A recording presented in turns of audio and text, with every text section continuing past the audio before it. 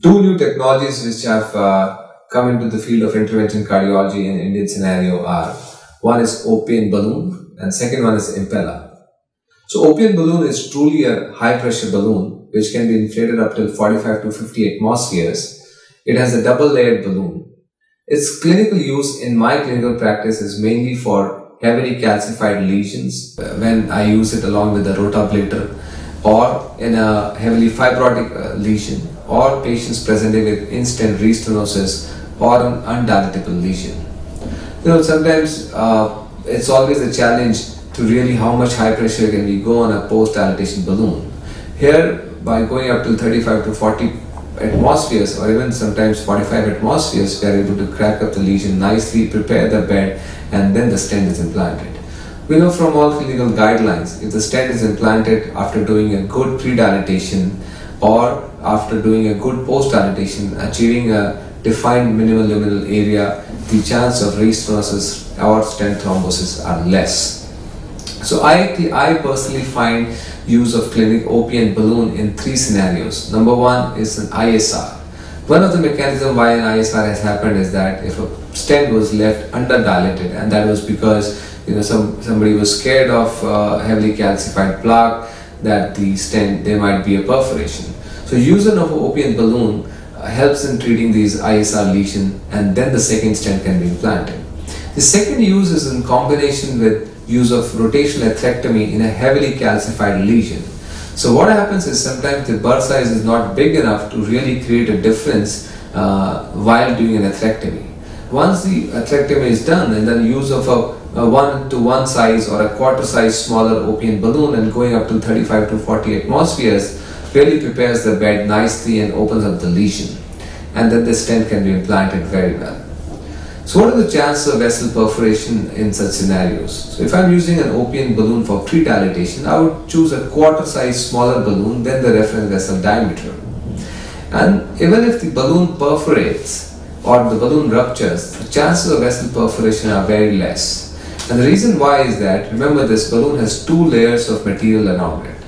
So once the inner layer perforates or inner layer ruptures, it slows down the velocity or the speed of the contrast which is inside the balloon, and then the second layer perforates. By that time, the speed or the velocity of the contrast which is filling the balloon is less, and therefore the chance of vessel trauma from the barotrauma is decreased. So these are the important uses of an Opian balloon. So it definitely helps us to treat patients who have heavily calcified lesion, fibrotic lesion, or in-stent restenotic lesions. The second technology which has actually done a resurgence is use of Impella. So Impella is the smallest artificial heart pump which can be inserted from the femoral artery like a pigtail catheter. It can give us a cardiac output ranging from 2.5 liters to 4.5 and 5 liters depending on the type of Impella which has been used. The use of Impella in high-risk PCI, the evidence comes from PROTECT PCI trial, which clearly showed that when Impella is used in such high-risk patients, high-risk PCIs, we are able to do more complete revascularization. Also, the adverse effects in this patient population are less compared to patients in which no LV assist device was used. So this actually has helped me in my clinical practice to treat patients who have severe 3-vessel disease, or a last surviving single vessel graft, or a coronary anatomy which is supplying huge amount of myocardium, and patients with low ejection fraction. Because if anything goes wrong in these patient population during coronary intervention, they spiral down rapidly, and these patients don't come out.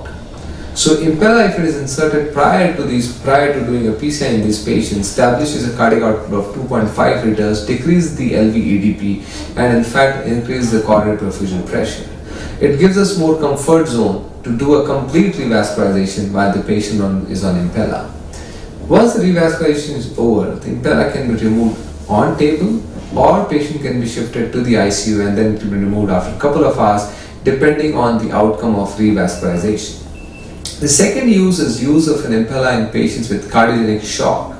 If the patient presents within a window period and patient has ACS and cardiac shock, the implantation of an Impella device has clearly shown that it protects the myocardium because it starts unloading the ventricle, decrease the LVEDP and increase the coronary perfusion pressure.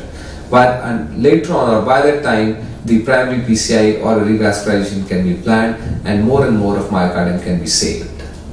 So these two technologies definitely help us in treating patients with more complex coronary artery disease and patients who are at high risk for unassisted angioplasty, or such patients would have not even received any sort of treatment.